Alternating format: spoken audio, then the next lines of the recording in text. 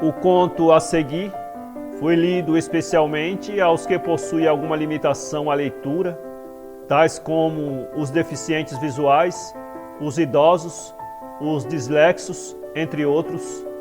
Se você puder fazer melhor, envie-nos sua gravação para iba@ibamendes.com. Será um prazer publicá-la em nosso canal.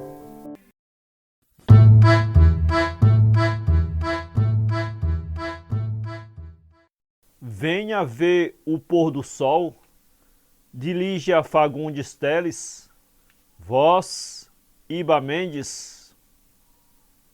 Ela subiu sem pressa a tortuosa ladeira. À medida que avançava, as casas iam rareando, modestas casas espalhadas sem simetria e ilhadas em terrenos baldios. No meio da rua sem calçamento, coberta aqui e ali por um mato rasteiro, algumas crianças brincavam de roda. A débil cantiga infantil era a única nota viva na quietude da tarde.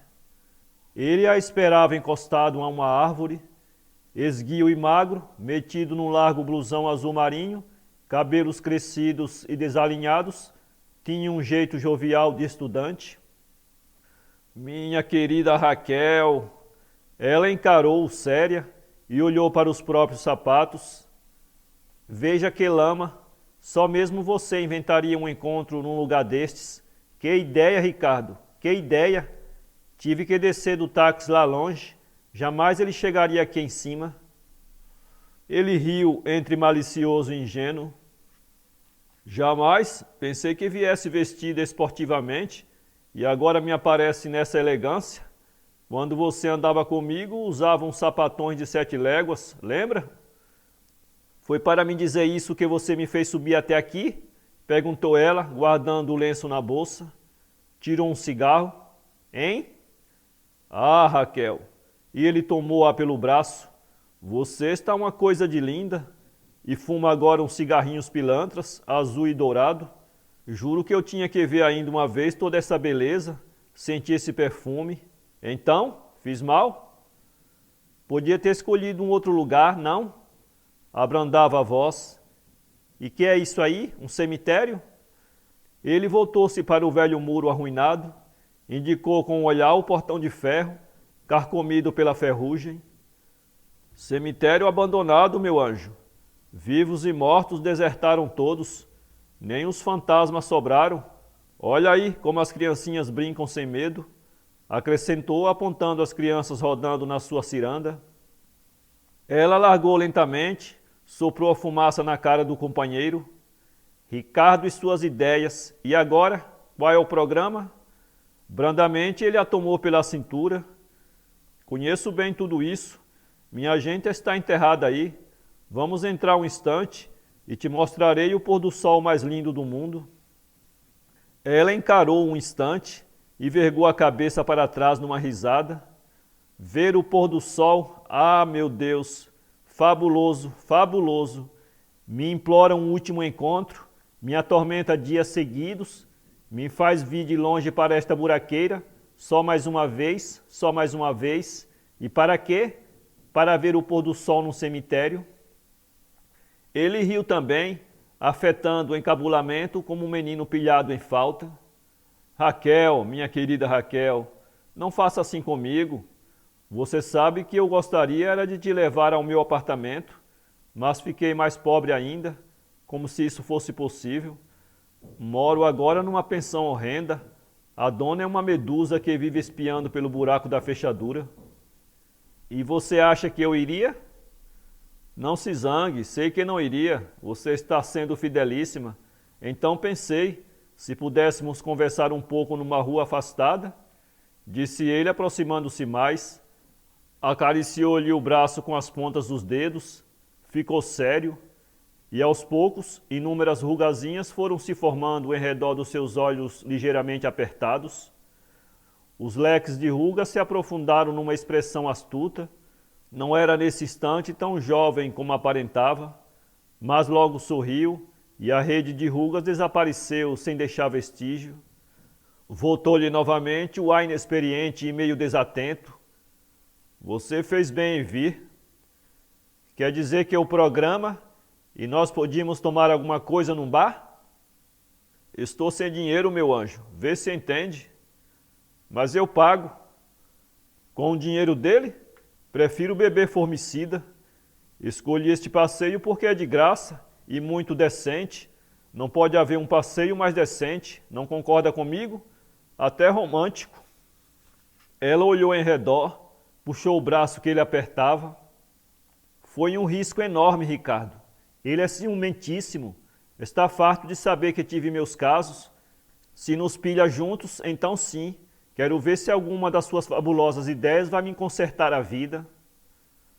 Mas me lembrei deste lugar justamente porque não quero que você se arrisque, meu anjo. Não tem lugar mais discreto do que um cemitério abandonado. Veja, completamente abandonado. Prosseguiu ele abrindo o portão. Os velhos gonzos gemeram. Jamais seu amigo ou um amigo do seu amigo saberá que estivemos aqui. É um risco enorme, já disse. Não insista nessas brincadeiras, por favor. E se vem um enterro? Não suporto enterros. Mas enterro de quem? Raquel, Raquel. Quantas vezes preciso repetir a mesma coisa? Há séculos ninguém mais é enterrado aqui. Acho que nem os ossos sobraram. Que bobagem. Vem comigo, pode me dar o braço, não tenha medo. O mato rasteiro dominava tudo, e não satisfeito de ter se alastrado furioso pelos canteiros, subira pelas sepulturas, infiltrara-se ávido pelos rachões dos mármores, invadira as alamedas de pedregulhos esverdinhados, como se quisesse, com sua violenta força de vida, cobrir para sempre os últimos vestígios da morte.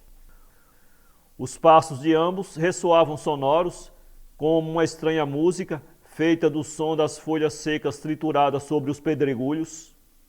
Amuada, mas obediente, ela se deixava conduzir como uma criança. Às vezes mostrava certa curiosidade por uma ou outra sepultura, com os pálidos medalhões de retratos esmaltados. É imenso, hein? E tão miserável, nunca vi um cemitério mais miserável. Que deprimente! Exclamou ela, atirando a ponta do cigarro na direção de um anjinho de cabeça decepada. Vamos embora, Ricardo, chega. Ah, Raquel, olhe um pouco para esta tarde. Deprimente por quê? Não sei onde foi que eu li. A beleza não está nem na luz da manhã, nem na sombra da noite. Está no crepúsculo, nesse meio tom, nessa ambiguidade. Estou lhe dando um crepúsculo numa bandeja e você se queixa. Não gosto de cemitério, já disse, e ainda mais cemitério pobre. Delicadamente ele beijou-lhe a mão. Você prometeu dar um fim de tarde a este seu escravo. É, mas fiz mal. Pode ser muito engraçado, mas não quero me arriscar mais. Ele é tão rico assim? Riquíssimo. Vai me levar agora numa viagem fabulosa até o Oriente. Já ouviu falar no Oriente? Vamos até o Oriente, meu caro. Ele apanhou um pedregulho e fechou-o na mão. A pequenina rede de rugas voltou a se esconder em redor dos seus olhos. A fisionomia, tão aberta e lista, repentinamente escureceu, envelhecida. Mas logo o sorriso reapareceu e as rugazinhas sumiram. Eu também te levei um dia para passear de barco, lembra? Recostando a cabeça no ombro do homem, ela retardou o passo. Sabe, Ricardo, acho que você é mesmo meio tantã, mas apesar de tudo, tenho às vezes saudade daquele tempo. Que ano aquele? Quando penso, não entendo como aguentei tanto. Imagine, um ano. É que você tinha lido A Dama das Camélias, ficou assim toda frágil, toda sentimental. E agora? Que romance você está lendo agora? Nenhum, respondeu ela franzindo os lábios. Deteve-se para ler a inscrição de uma laje despedaçada. Ah, minha querida esposa, eternas saudades. Leu em voz baixa. Pois sim, durou pouco essa eternidade. Ele atirou o pedregulho num canteiro ressequido. Mas é esse abandono na morte que faz o encanto disto. Não se encontra mais a menor intervenção dos vivos, a estúpida intervenção dos vivos. Veja, disse apontando uma sepultura fendida, a erva daninha brotando insólita dentro da fenda. O musgo já cobriu o nome na pedra.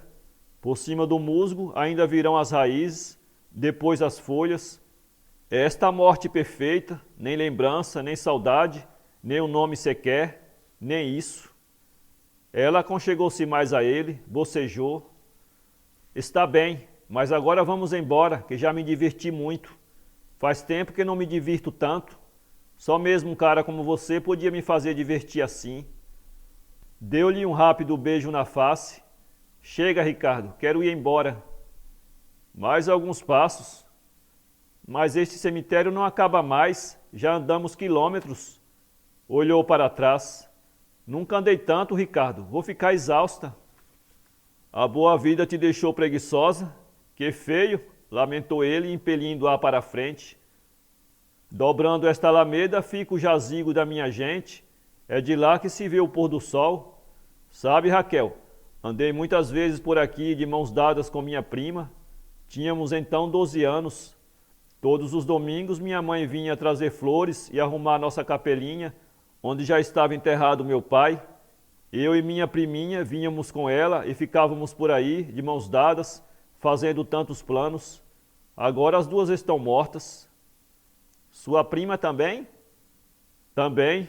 Morreu quando completou 15 anos. Não era propriamente bonita, mas tinha uns olhos. Eram assim verdes como os seus, parecidos com os seus. Extraordinário, Raquel. Extraordinário como vocês duas. Penso agora que toda a beleza dela residia apenas nos olhos, assim meio oblíquos como os seus. Vocês se amaram? Ela me amou, foi a única criatura que fez um gesto. Enfim, não tem importância. Raquel tirou-lhe o cigarro, tragou e depois devolveu. Eu gostei de você, Ricardo. E eu te amei e te amo ainda. Percebe agora a diferença? Um pássaro rompeu o cipreste e soltou um grito. Ela estremeceu. Esfriou, não? Vamos embora. Já chegamos, meu anjo. Aqui estão meus mortos. Pararam diante de uma capelinha, coberta de alto a baixo por uma trepadeira selvagem, que a envolvia num furioso abraço de cipós e folhas. A estreita porta rangeu quando ele a abriu de par em par. A luz invadia um cubículo de paredes enegrecidas, cheias de estrias de antigas goteiras. No centro do cubículo, um altar meio desmantelado, coberto por uma toalha que adquirira a cor do tempo. 2 vasos de desbotada opalina ladeavam um tosco crucifixo de madeira. Entre os braços da cruz, uma aranha tecera 2 triângulos de teias já rompidas, pendendo como farrapos de um manto que alguém colocara sobre os ombros do Cristo. Na parede lateral, à direita da porta, uma portinhola de ferro, dando acesso para uma escada de pedra, descendo em caracol para a catacumba. Ela entrou na ponta dos pés, evitando roçar, mesmo de leve, naqueles restos da capelinha. Que triste que é isto, Ricardo. Nunca mais você esteve aqui?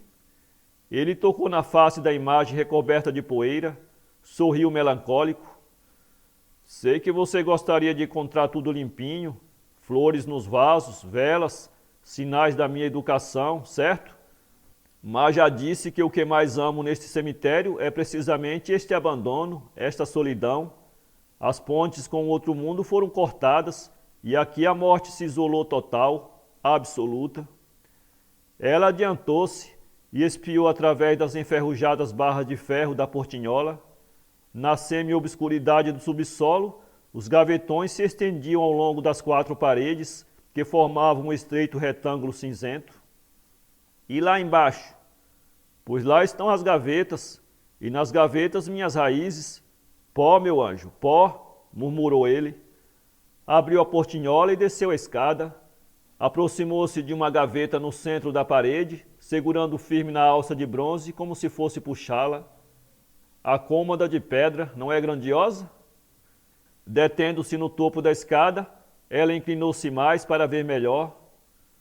Todas essas gavetas estão cheias? Cheias? Só as que têm um retrato e a inscrição, está vendo?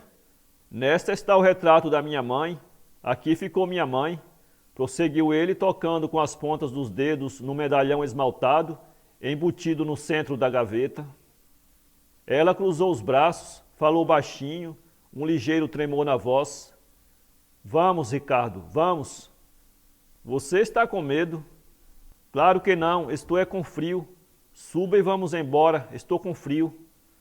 Ele não respondeu, adiantara-se até um dos gavetões na parede oposta e acendeu um fósforo. Inclinou-se para o medalhão frouxamente iluminado.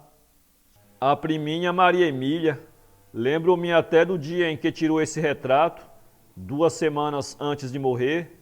Prendeu os cabelos com uma fita azul e veio se exibir. Estou bonita? Estou bonita? Falava agora consigo mesmo, doce e gravemente. Não é que fosse bonita, mas os olhos... Venha ver, Raquel. É impressionante como tinha olhos iguais aos seus. Ela desceu a escada, encolhendo-se para não esbarrar em nada.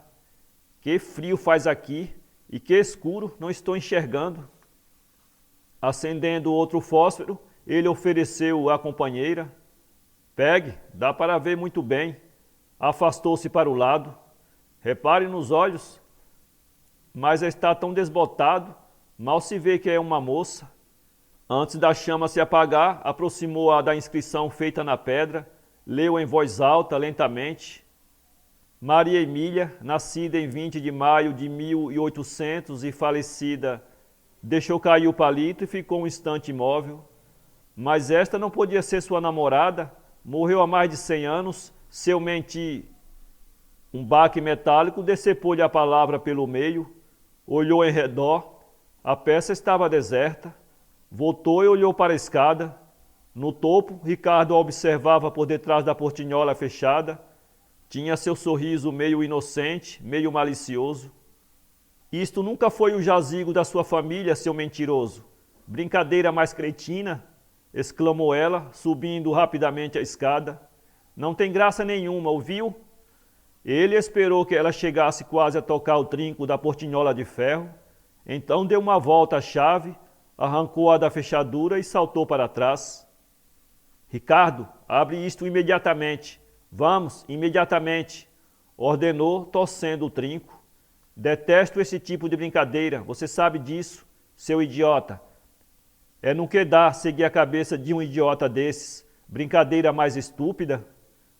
Uma resta de sol vai entrar pela frincha da porta. Tem uma frincha na porta. Depois vai se afastando devagarinho, bem devagarinho. Você terá o pôr do sol mais belo do mundo. Ela sacudia a portinhola. Ricardo, chega, já disse, chega. Abre imediatamente, imediatamente. Sacudiu a portinhola com mais força ainda. Agarrou-se a ela, dependurando-se por entre as grades. Ficou ofegante, os olhos cheios de lágrimas. Ensaiou um sorriso. Ouça, meu bem, foi engraçadíssimo, mas agora preciso ir mesmo. Vamos, abra. Ele já não sorria, estava sério, os olhos diminuídos. Em redor deles reapareceram as rugazinhas abertas em leque. Boa noite, Raquel. Chega, Ricardo, você vai me pagar, gritou ela, estendendo os braços por entre as grades, tentando agarrá-lo. Cretino, me dá a chave desta porcaria, vamos! Exigiu, examinando a fechadura nova em folha. Examinou em seguida as grades cobertas por uma crosta de ferrugem. Imobilizou-se. Foi erguendo o olhar até a chave que ele balançava pela argola, como um pêndulo. Encarou-o, apertando contra a grade, a face sem cor. Esbugalhou os olhos no espasmo e amoleceu o corpo. Foi escorregando. Não, não. Voltado ainda para ela, ele chegara até a porta e abriu os braços. Foi puxando as 2 folhas escancaradas. Boa noite, meu anjo. Os lábios dela se pregavam um ao outro, como se entre eles houvesse cola. Os olhos rodavam pesadamente numa expressão embrutecida. Não. Guardando a chave no bolso, ele retomou o caminho percorrido. Num breve silêncio, o som dos pedregulhos se entrechocando úmidos sob seus sapatos. E de repente, o grito medonho, inumano. Não! Durante algum tempo, ele ainda ouvia os gritos que se multiplicaram, semelhantes aos de um animal sendo estraçalhado. Depois, os uivos foram ficando mais remotos, abafados como se viessem das profundezas da terra. Assim que atingiu o portão do cemitério, Ele lançou ao poente um olhar mortiço, ficou atento, nenhum ouvido humano escutaria agora qualquer chamado. Acendeu um cigarro e foi descendo a ladeira. Crianças ao longe brincavam de roda. Para ler esse conto, acesse www.poeteiro.com.